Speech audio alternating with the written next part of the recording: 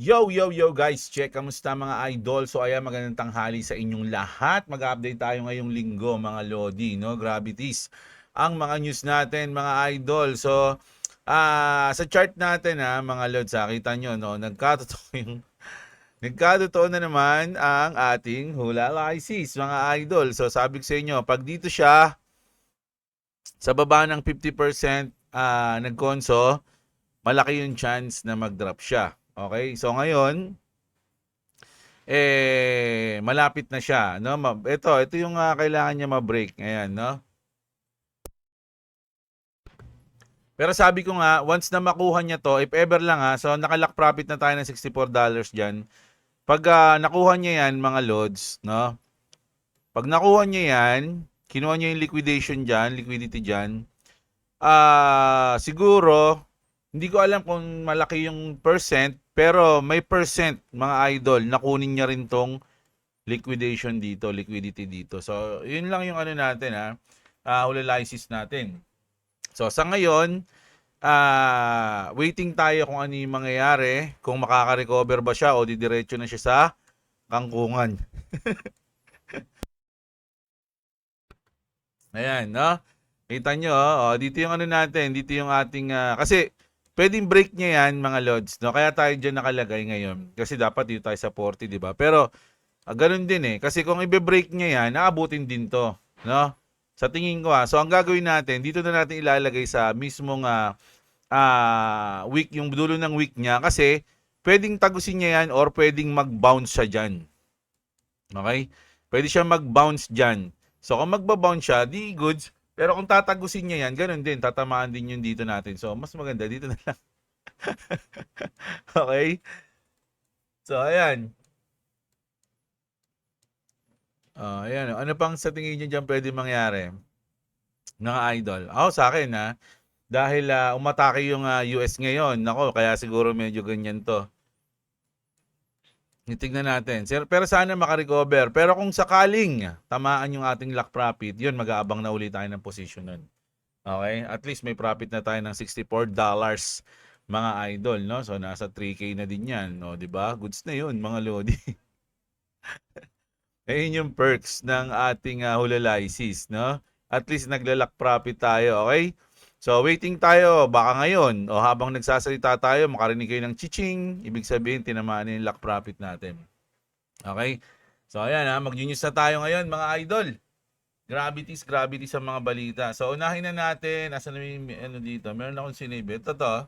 Alam niyo ba kung ano itong message na to? Ito yung message ng CoinsPH mga idol. 'Di ba? We have been alerted to ongoing phishing attempts where fraudulent emails and push notifications appearing to be form coins.ph and circulating among our community. Please be advised, these communications are not from coins.ph. O, saan siya galing? Di ba? So, what you need to know mga idol, sabi rito, some of these fraudulent message falsely instruct users to move or transfer their funds to a specific external wallet address. So, yun lang gagawin nyo mga idol. Huwag nyo nang, kumbaga, pag nakita nyo yan, sakaling maklik nyo man, huwag nyo nang sundin yung instruction na sinasabi nila, mga idol, no? Sabi rito, the golden rule, Coins.ph will never ask you to transfer funds to external address. So, ayun, tama nga naman yun. Hindi nila gagawin yun kahit kailan. So, wag kayong magpauto sa mga nagdo-notif sa inyo. Do not click, pero wala na, kung sakaling na-click nyo, do not transfer na lang and report na lang. Ganun yung pwede nyong gawin dyan, mga idol, no? Your security is our priority, hindi naman ata, pero sige, sabi ni idol, priority daw. So, ayun, mga lods, no? Ingat-ingat mga idol, sabi ko nga kahit sa mga notification, kasi yung tropa ko dati, nagkaroon siya ng, sa Facebook page niya naman yun.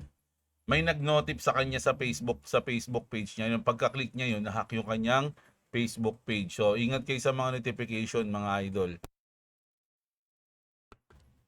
So, eto na mga lodi. Eto kaya ako to inano to nga, saan na to?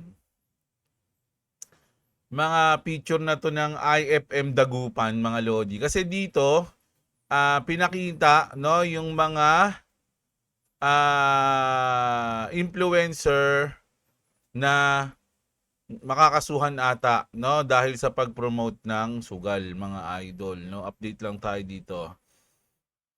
Kasi dito may mga picture mga lods, asan yun? O, ayan. So, ito pala si Yuri Gaming, chicks pala yun, O, ayan.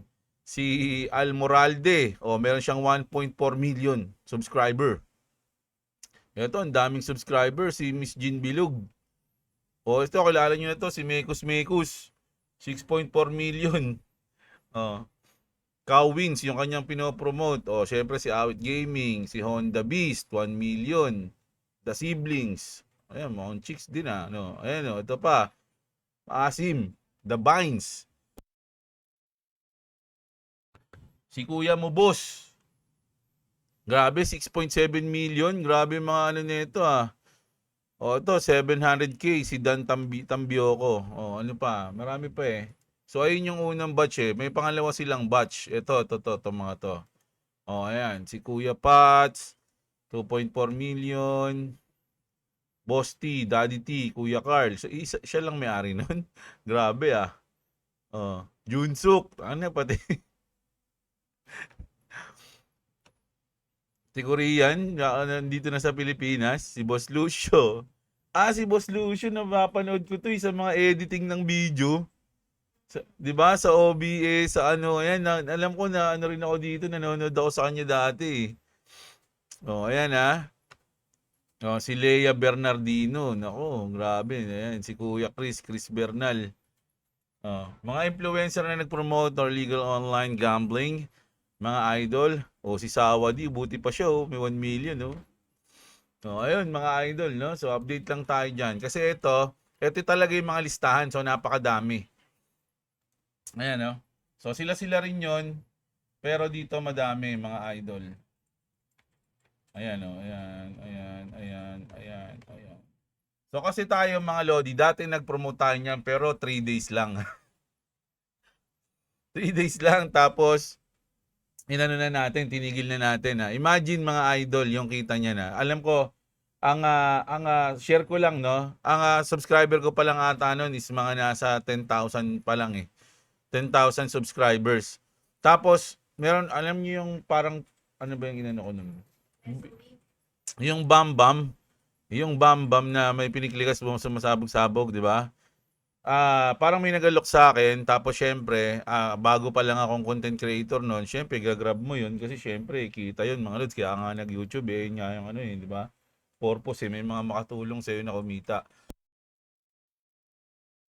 Syempre hindi ko naman na alam pa yun noong una. Syempre pinromote natin, ganto ganyan. Tapos ayun nga, ang laki ng kita mga idol. Siguro sa 3 araw na yun ata kumita ako ng mga nasa 70, mga ganun. 70. 70 tapos kaya lang yung mga idol natin, syempre yung mga nagko-comment sa atin, Boss Jeb, ganito ganyan, hindi naman kami nanalo ganyan. So simula nun sabi ko, nga, inisip ko saan ko nakukuha yung mga yung mga na sa akin, pinapasahod sa akin. So na-realize ko nga na yun. Bago lang ako noon mga lodi. So after 3 days na yun, hindi na ako nag-promote. Tapos sinabi ko na wag na nilang laruin yun. Ganun yung sinabi ko na. Tigil nyo na yan. Ganun. So eto mga lodi, imagine 10,000 lang yung followers, yung subscriber ko noon. Paano tong mga to?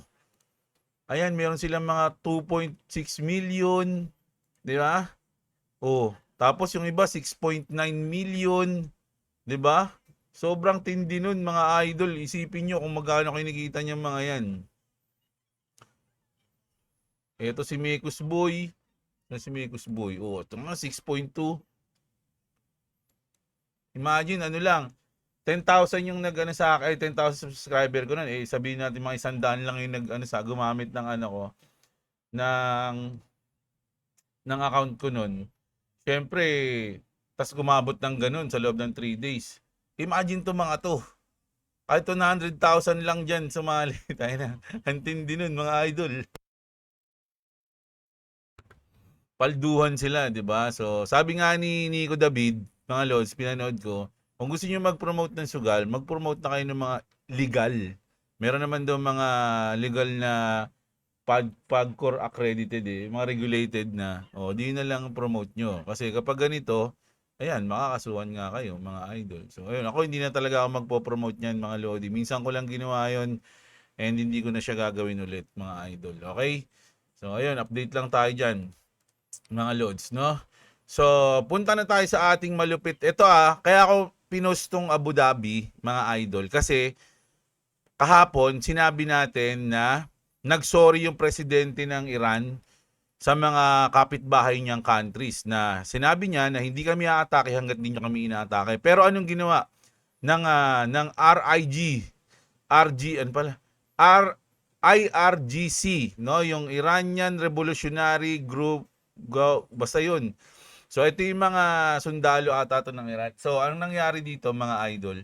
Parang may civil war ngayon sa Iran. Hindi nagkakasundo yung presidente at yung mga parang IRGC doon, mga lods. So, kung ano yung sinabi ng presidente, hindi nila gagawin. So kung sinabi ng presidente na hindi na kami atake, yun, inatake nila yung Abu Dhabi, may umatake sila sa Abu Dhabi. Nagkagulo diyan, mga idol, nagkaroon na ng sabi dito, it's going to be a long war. So nagkaubusan na ng mga yan sa mga grocery store. Inuubos na nila yung mga ano doon, mga idol. So tuloy-tuloy pa rin pala, mga loads, at nakakalungkot yan, mga idol. Kasi kala natin nung una okay na 'di ba? Kumbaga nanghina na yung Iran, pero hindi. Talagang may yung mga IRGC hindi sumusunod doon sa presidente, mga idol. Kasi kung tutuusin yung presidente ng Iran noon, wala namang kapangyarihan yun, mga idol sa bansang Iran. Ang may kapangyarihan talaga dyan is yung supreme leader. Sino yun? Diba? Si Ayatollah Ali Khamenei. Siya yung may kapangyarihan. Parang display lang yung identity dyan Diba? So, ayun yung mga IRGC, yan mga kapanalig yan ni Supreme Leader. So, hindi sila sumusunod dun sa presidente, mga idol. Grabe, diba? Pero mga idol, syempre si Daddy Trump di naman magpapatalo yan. So, sabi ni Daddy Trump, US knock out 42 Iranian Navy ships. President Trump says the US destroyed 42 Iranian Navy ships in 3 days, adding the US is doing very well in the conflict with Iran. He said the US is focused on Iran for now, but will take care of Cuba next. Grabe. Hindi pa tapos yung bakbakan sa Iran may kasunod na agad, mga lods. Ganun sila kakumpiyansa. 'Di ba? Ganun kakumpiyansa si Trump. So ngayon pumasok yung United Kingdom. Mga idol, sabi ni Trump dito, the United Kingdom are once great ally. Dito once na once great ally. Minsan, no? Ang minsan nating naging malakas na kapanalig. Ibig sabihin ngayon hindi na ba? Maybe the greatest of them all is finally giving serious thought to sending 2 aircraft carriers to the Middle East. That's okay, sabi niya. Prime Minister Starmer, we don't need them any longer. But we will remember, sabi niya, we don't need people that join wars after we've already won. Kumbaga, papasok ka lang kung kailang lamang na at panalo na kami. Sabi ng gano'n ni Trump, no? Hindi ka namin kailangan. May kasunod na nga kami nga atakihin Cuba Di ba? Saka lang papasok, tapos magpapadala ka ng 2 ano lang. Ano ba yan? Sending 2 aircraft carriers lang. Di ba? So, wag ka na, sabi ni Trump. Huli ka na, babes. Sabing ganun. Ito na.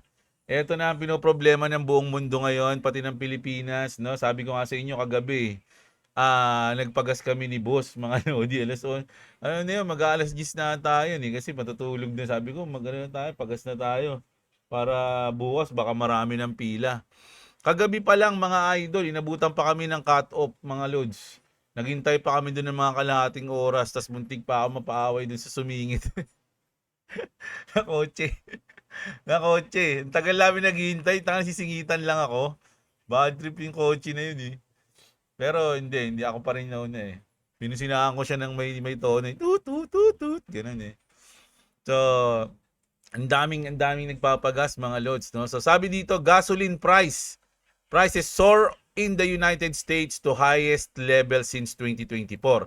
The average price of gasoline in the United States has risen to 3.45 per gallon. Per gallon ha, mga loads. So ito kasi mga nasa 200 pesos ata to. Not yung 3.45, tama ba? Alam ko 200 pesos eh. 3.45. Oh, 203 pesos. Mga loads, no?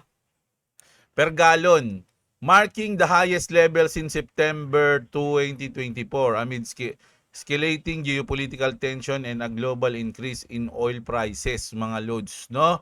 So magiging 0.45, 200 pesos. Kasi ngayon ano na eh, nung nagpagas ako nasa 58 ba? 58 isang litro per liter. 58 pesos no yung per liter kagabi. So ang baguhan kasi ng ating every week nagbabago yung ating price ng gas is Tuesday. No, kaya ang ginawa ko ngayon pa lang nagpa-full tank na ako, pinasagad ko na. Sabi ko, "Sagad mo na 'yan, boss ha."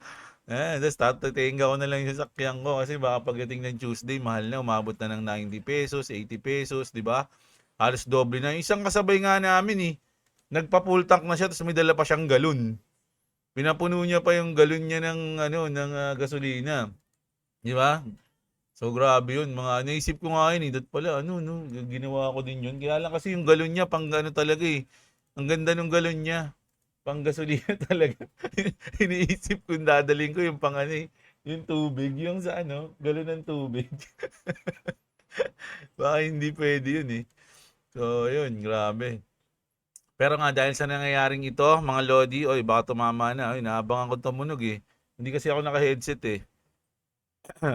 Naabangan natin tumunog. So dahil nga masyado ng uncertainty ngayon, mga lodi. Ayan. Global uncertainty hits record high. Global uncertainty has reached its highest level in history this year, surpassing peaks since during COVID, the global financial crisis, and the dot-com bubble. So ito yung pinakamataas na uncertainty, mga idol. Isipin niyo yung ito yung financial crisis dot-com bubble eh. Itong dalawa na to. Tapos ito yung COVID-19. Ito yung uncertainty. Ngayon tignan nyo. Sobrang taas. Parang kahit pagdoblehin mo to mas mataas pa tong ngayon eh. So ganun yung level, mga idol, ng uncertainty ngayon globally. So imagine kung yung uncertainty ganito, tapos yung mga nag-invest dito is pumaldo, mga lods, pagkatapos niyan, ganun din ang COVID. Kung nag-invest ka ng COVID dahil mataas yung uncertainty, doon ka nag-invest, blood on the street, paldo ka na. Ngayon, tignan nyo naman, tapos ayaw nyo mag-invest ngayon, di ba? Magbodega ngayon. Kayo na bahala dyan, mga idol, di ba? Kita nyo naman, investment firm warns BTC could drop 30% pa daw, mga idol, Imagine, nandito na tayo sa magkano na? 60? 65, 67, 68. Hindi ko na tinitignan yung price ng ng Bitcoin eh. 66.9. 66 tas bababa pa siya ng 30%, mga idol. So ibig sabihin baka umabot pa to ng mga 30. Ay hindi, 56, 40 ganon. Grabe 'yun, mga idol, pag nangyari 'yun. Ang tindi nun, mga loads. 'Di ba? So, bababa pa siya ng gano'n. Bitcoin is firmly in the deep bear market and could fall another 30% in 2026 as per CX Squared Capital. He says Bitcoin 4-year boom-bust cycle keeps it a speculative assets rather than a safe haven like gold. No, kasi sinasabi nila na yung Bitcoin parang magiging gold, pero hindi eh. Mga lods Alam niyo kung bakit? Kasi ganito nga, sobrang volatile. Hindi niyo naman makikita yung gold na ganito bumababa ng sobra. 'Di ba? Hindi niyo makikita yung gold na bumaba ng 50%, 60%, hindi eh. Pangbaba ng gold, natataranta na lahat kapag bumaba pa lang ng mga 5-8%, wala na. Kumbaga, laki na ng talo, paper loss ng iba. 'Di ba? Pero yung Bitcoin, kita niyo naman, sobrang laki. Isipin niyo yung pinaka all-time high natin 120 something. So ngayon nasa 60 plus tayo. Di halos 50% na agad 'yun, mga idol, no? So hindi nangyayari 'yun sa gold, mga lodi. Ang pagkakaalam ko no? So hindi siya pwedeng ihalin tulad sa gold pag ganoon, di ba? Sobrang volatile niya. So good news naman tayo mga idol ha. Sabi dito ng Ripple CEO says 5 years from now, you're going to be very happy. Reveals XRP ETF are already being used as lending collateral during XRP. That pa hindi ito. Ito muna yung unahin natin. Ayan. No? Ito muna mga idol. Sabi dito mga Lodi, the CEO of Ripple, Brad Garlinghouse, a few days ago, no, sa XRP Australia, sinabi ni Brad Garlinghouse na there is no single switch. There are hundreds of switches. There are thousands of switches. Sabi niya ganun.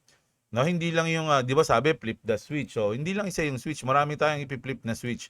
And now, Elon Musk talk about activation switch. Coincidence mga idol. So, kasi tingnan nyo, nag-post si Elon Musk, oh, nang ganyan. Diba? Ito yung post niya. Ayun, oh. Ito nga, nirepost niya pa tong post niya na to. Sabi niya, just press the switch. Mga lods. No? So, marami nagsasabi yung connection ni Elon Musk sa XRP, sa Ripple, kasi nga magkakaroon ng X-payment, mga idol, no? Sabi, hindi pwedeng basta-basta na lang pag-usapan o sabihin ni Elon Musk yung XRP. Kasi nga, sabi nila, baka meron mga NDA dyan, no? Non-disclosure agreement na bawal sabihin, no? May mga rules dyan, no? Ay bawal yung sabihin kasi pag sinabi ni Elon Musk yan, baka ang isa isipin is pinopromote niya yung coins. 'Di ba? So pero ayan na nga, no? Nagkakaroon lang ng connect the dot mga idol. Kung ano yung sa tingin nyo kung wala talaga siyang connection sa Ripple o sa XRP, ayun na nga, no? Kakasabi lang ni Brad Garlinghouse sa pinopost niya yung ganito. Tapos kung titignan niyo yung mga post niya dati, mga Lodi, may mga ganito. May nagpo-post siya ng X, tapos nilalakihan niya yung R, tapos nilalakihan niya yung P. So, syempre, dinidecode yan ng mga internet, natin, detective. So, ayun na nga, mga idol. So, ito na, dito na tayo. I frankly don't understand why some of that is happening because I think that we're set up to have a really, really strong year. Brad Garlinghouse said part of the reason XRP continues to stand out is pent-up demand finally being unlocked across the ecosystem. You're starting to see institution using XRP ETF as lending collateral. That's big deal, sabi niya ganun, no? Despite Brad frustrations with the XRP price, kasi maski si Brad Garlinghouse, nainis na siya, ba't ganito yung price ng XRP, eh? Di ba? He pointed out, XRP has still outperformed major cryptos like BTC, negative 22%, Ethereum, negative 31%, and Solana, negative 30%. 5 years from now, sabi niya, you're going to be very happy. Brad Garlinghouse also said, more of the crypto industry is starting to realize Ripple was really and right. Most of crypto has kind of come around and been kind of like, oh, Ripple was right. Gagawin daw sila mga idol, no? So, ayan mga lods, no? Ayan ang morning news natin mga idol, no? Sa akin mga idol, napapansin nyo naman, medyo pag sa XRP, wala kasi ako makitang bad news eh. Puro good news lang nakita sa XRP, pero sabi nga natin, si Brad Garlinghouse eh, naiinis na siya sa price ng XRP. Hindi ko sinasabing bumili kayo ng XRP, mga idol. Huwag kayong bumasa sa akin para bumili mag-gold o magbenta ng kahit anong coins. Do your own research. I'm not a financial advisor, mga Lodi, no? So, ayan. So, kung umabot na kayo rito, mga Lods, like nyo yung ating video, subscribe sa mga hindi pa na-subscribe. Sa mga wala pang crypto exchange dyan, mga idol, andyan yung link natin sa baba ng description. Check nyo yung mga link dyan, makakatulong sa inyo yan kung bago kayong investor o traders o magki-crypto. Mga Lods, importante yung mga link dyan para hindi na kayo ma-phishing, mga legit yung mga link dyan. Hindi katulad nung nagno-notif sa coins.ph, okay? So, ayan. Ayan yung news natin ngayong umaga. Kita-kits tayo mamayang gabi, mga idol. Alam niyo naman yan. Magandang araw sa inyong lahat, mga idol, mga Lodi at... What's up, what's up? Alright, mga Lods, no? Kita-kits. Happy Sunday pala, ayun. Happy Sunday, mga idol.